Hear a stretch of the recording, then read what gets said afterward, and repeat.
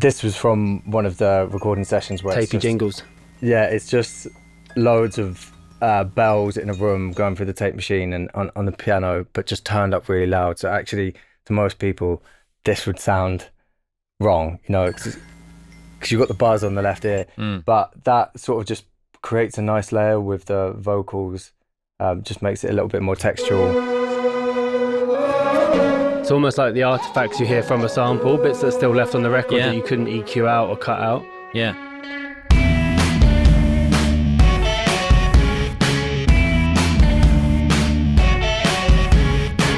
We're giving away a signed limited edition test pressing of Maribou State's Hallucinating Love. All you have to do for a chance to win is like, comment and subscribe. The winner will be announced in the comments at the end of the month. So that part was written, and then I think just added a bunch more samples to it so it sounded a bit thicker.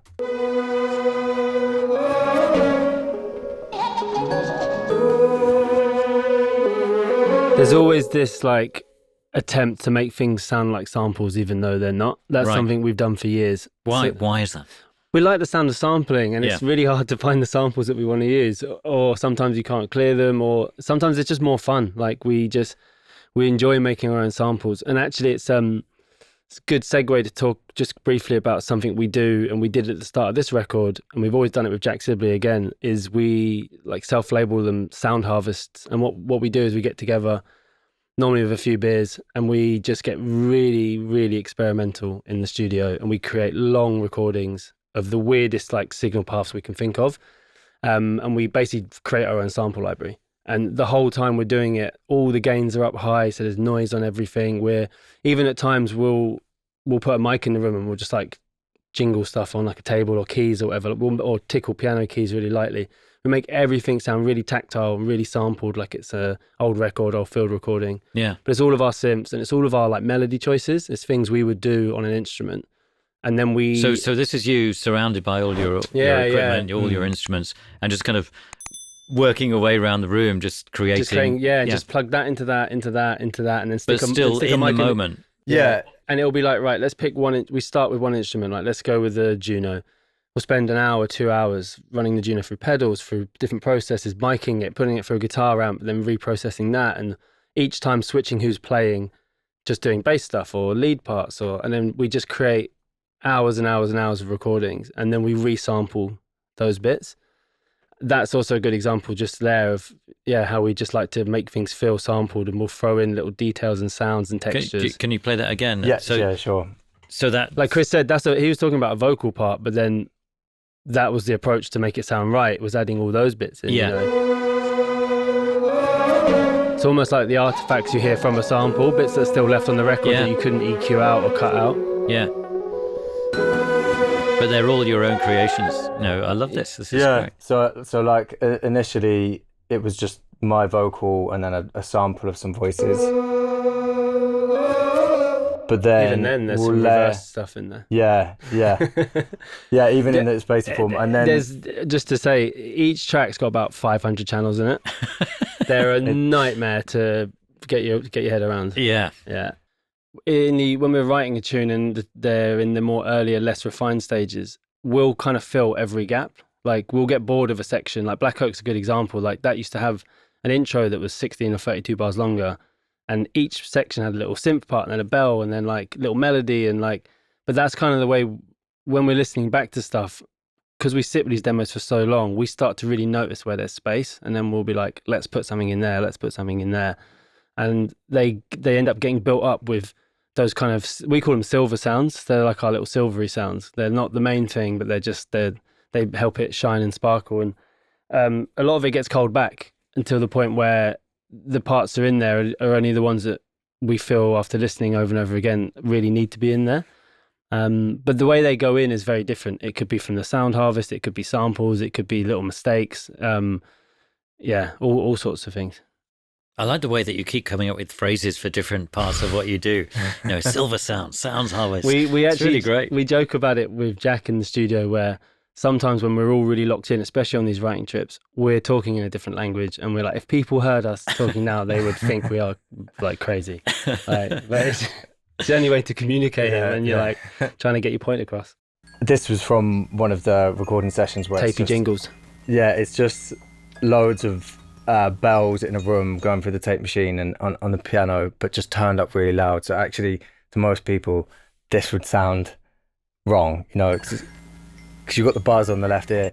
But that sort of just creates a nice layer with the vocals, just makes it a little bit more textural.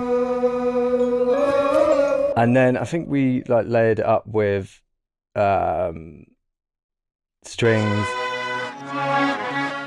so aren't really doing the same melody, but they kind of complement it nicely. And then also these MS-20 bits.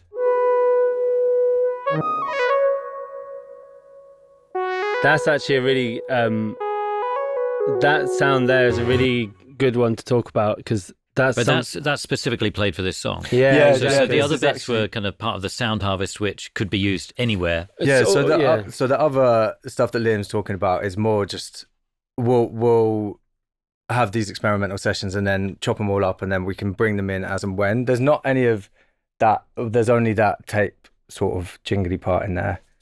But this MS-20 part is another thing that we'll tend to do, is we'll get a melody and we'll just record it on a bunch of different instruments. So MS-20 being one of them. Then sometimes we'll do it on a piano. A lot of the time we'll back up stuff with guitar as well. And it just creates just a bit of a thicker layer. Like, we did it initially because we couldn't get the audio quality that we wanted when we were using maybe soft synths back in the day, or just this MS-2000 that we had. Everything sounded one-dimensional, didn't it? So we would then record it with a guitar and whatever else we had just to thicken it out. But then over time that just became part of the sound, and we really liked it. So we continue to work with it. It just can be, we know that when we write a melody, we'll know that, okay, right, we need to do that. And big job ahead of us. Yeah. This episode is being supported by our good friends at Tape It, the iPhone app made specifically for musicians.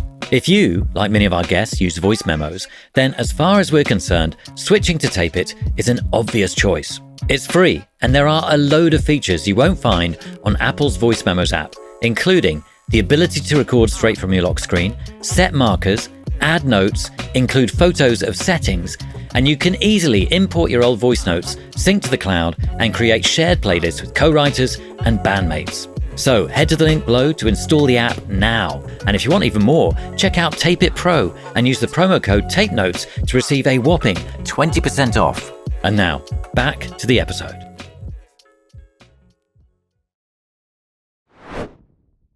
That's a good example. This is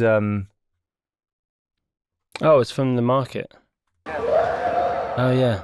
So before me and Liam started fully getting stuck into the finishing the album, we ended up taking out this Marantz cassette field recorder out into Walthamstow Market, and Liam had that, and I had a Soma, the EFA Teenage Engineering electromagnetic field recorder, basically. So you go out and you just go around to metal objects, and it creates all this weird noise and static. I see, right, yeah. So we spent a good couple of hours just walking around, looking like mentalists. Yeah, walking up to lampposts. I mean, it reacts to charge to current stuff. So right, it's quite scary actually when you switch it on and you hear how much frequency there is just buzzing around our heads all the time. And we just had these long 2-hour recordings of noise on one, my side, and then on Liam's lots of textual stuff. So again, we chop that up and then keep that as a little sample bank, and then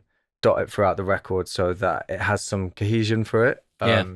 But this little sample here in Rolling Stone, which is this little, it just sounds like someone's whooping, just whooping. But that's just taken from the field recording of market noise. Well, this is the thing. Field recordings have always been really important to us, but the purpose of them has changed. On the first record, it was trying to create sounds. I think Chris mentioned this earlier.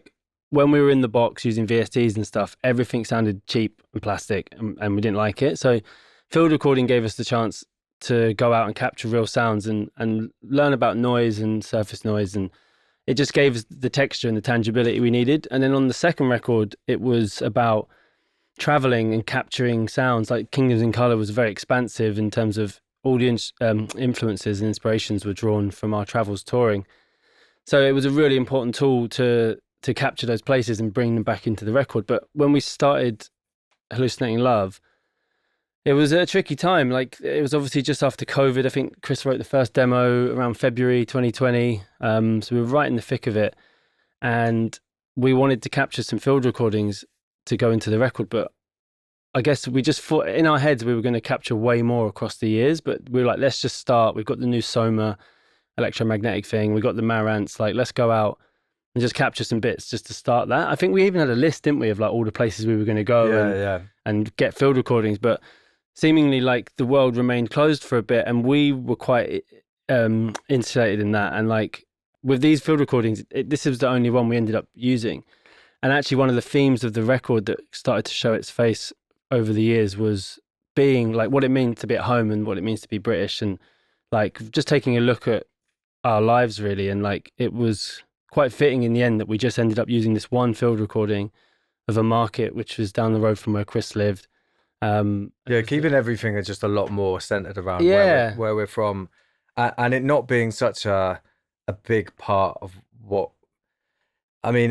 Field recordings had always been such a key way of us creating something that felt personal. But I think in this album we actually did more of that through the music and the lyrics rather than the field recordings. And the field recordings we added in every now and then just to create a little bit more texture, I think. Or little nuances like this. Yeah.